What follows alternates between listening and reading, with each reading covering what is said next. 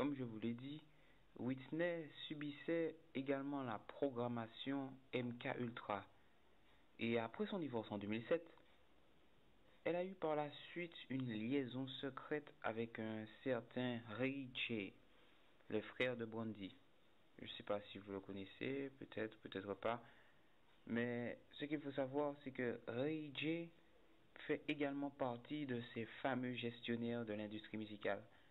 Et il était là pour achever le travail de son prédécesseur, Bobby Brown, en la gardant sous contrôle, mais de façon plus discrète.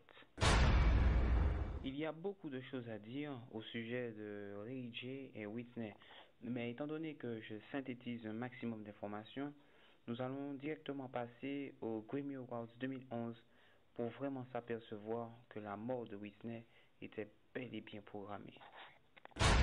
Retournons un an en arrière, plus précisément en février 2011, lors des fameux Grammy Awards. Et là, comme vous voyez à l'instant, voici des images qui confirment que Whitney était présente lors de ce Grammy Awards 2011. Séance photo, bain de foule, tout ça précède la cérémonie des Grammy Awards. La partie qui va suivre est très importante pour la compréhension de la deuxième étape. Lors de la cérémonie de ces Grammy Awards 2011, Lady Gaga, qui se dit être quelqu'un qui apprécie beaucoup Whitney, va faire une déclaration lors de ces Grammy Awards 2011 et ses propos vont nous permettre de saisir certaines choses. Écoutez et lisez attentivement. Ensuite, nous allons décrypter ses propos. Thank you tonight to Whitney Houston.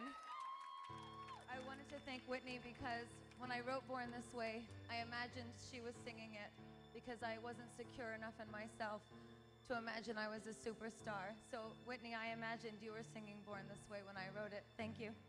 On voit que Lady Gaga s'adresse à Whitney Houston qui était présente lors de ces fameux Grammy Awards 2011.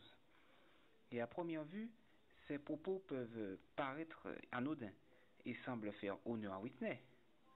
Mais pour mieux comprendre l'ampleur de ces déclarations, décryptons-les. Je reprends mot pour mot les propos émis par Lady Gaga. Alors, elle a dit: ce soir, je tiens à remercier Whitney Houston parce que quand j'ai écrit Born This Way, j'imaginais que c'était elle qui chantait. Parce que je n'étais pas assez sûr de moi à imaginer que j'étais une superstar. Donc, Whitney, j'ai imaginé que tu chantais Born This Way quand je l'ai écrite. Merci. Premièrement, on remarque clairement que Lady Gaga associe Whitney à son single Born This Way. Et Born This Way signifie quoi? Littéralement, il signifie né comme ça. Bon, jusque-là, rien de bien étrange. Mais pour bien comprendre le vrai sens de ces déclarations, jetons un petit coup d'œil à ce fameux clip intitulé Born This Way. Nous connaissons tous le style que Lady Gaga arbore dans chacun de ses clips, mais étant donné qu'elle a fait une connexion directe entre Whitney et ce clip dans ses propos, regardons quand même ces images, qui d'ailleurs sont très sombres. Là, on voit plusieurs êtres humains dans une mare de sang. Et ceci représente les stars esclaves de l'industrie musicale. Regardez, ils sont tous l'un sur l'autre. Et ils représentent également toutes les stars qui sont décédées au sein de cette industrie. Regardez, cette scène est encore plus intrigante. Car là, on voit Lady Gaga qui représente sur ce plan le siège du mal. Et regardez, elle enfante un fusil et elle l'utilise et détruit tout. Bon, n'oublions pas que ce chant s'intitule Born This Way, né comme ça. Et le fusil qui est né des entrailles du mal symbolise l'ascension de nouvelles stars entraînant la mort d'autres. Intéressant. Donc là, nous comprenons bien que les propos tenus par Lady Gaga lors de ses Grammy Awards 2011 en présence de Whitney n'étaient pas anodins. Les déclarations de Lady Gaga lui ont été dictées par ses gestionnaires pour faire passer le message de façon ambiguë.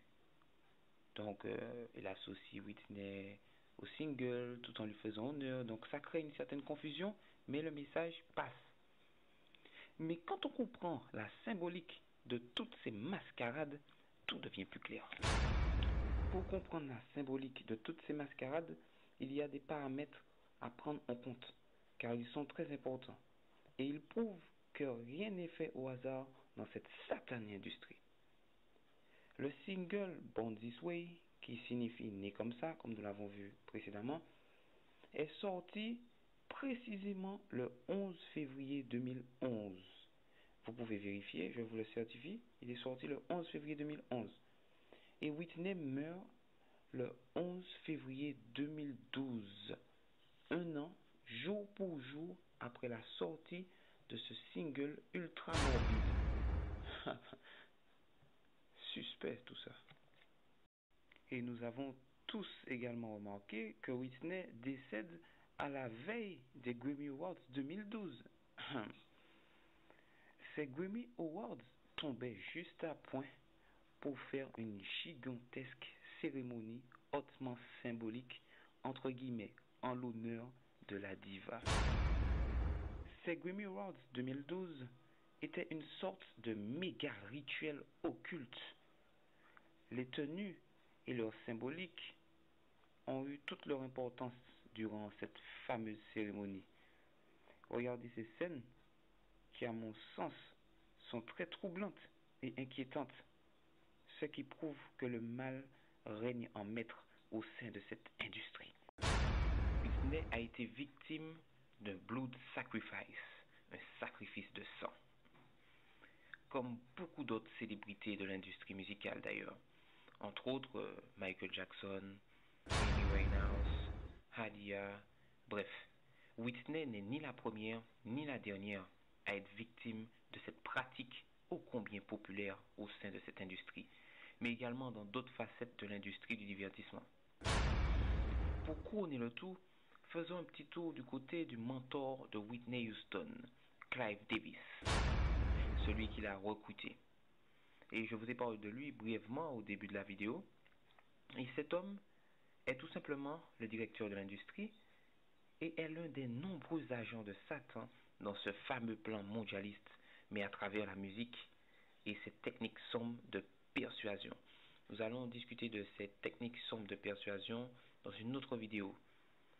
Mais concentrons-nous maintenant sur les déclarations que cet homme a eues au sujet de Whitney juste un jour avant son décès. Écoutez bien. Regardez cette photo qui a été prise peu de temps avant la mort de Whitney. Et sur cette photo, on voit Whitney à votre droite, Clive Davis au milieu et Jennifer Hudson à gauche. Pour ceux et celles qui ne la connaissent pas vraiment, Jennifer Hudson est l'une des étoiles montantes de l'industrie musicale. Et lors d'une interview, Clive Davis a dit ceci, un jour, je précise un jour avant la mort de Whitney. Il a dit « Jennifer Hudson sera la prochaine Whitney Houston ». Bon, ces déclarations peuvent paraître quelconques, vu que Jennifer Hudson a du potentiel vocal. C'est vrai. Mais rappelez-vous du clip Born This Way, qui faisait allusion à Whitney, et qui montre que la nouvelle naissance entraîne la chute des anciennes gloires de la musique. À ce moment, on s'aperçoit que les déclarations de M. Davis étaient bien ciblées et que cette photo symbolise que l'ascension de Jennifer Hudson entraînera la chute de la diva.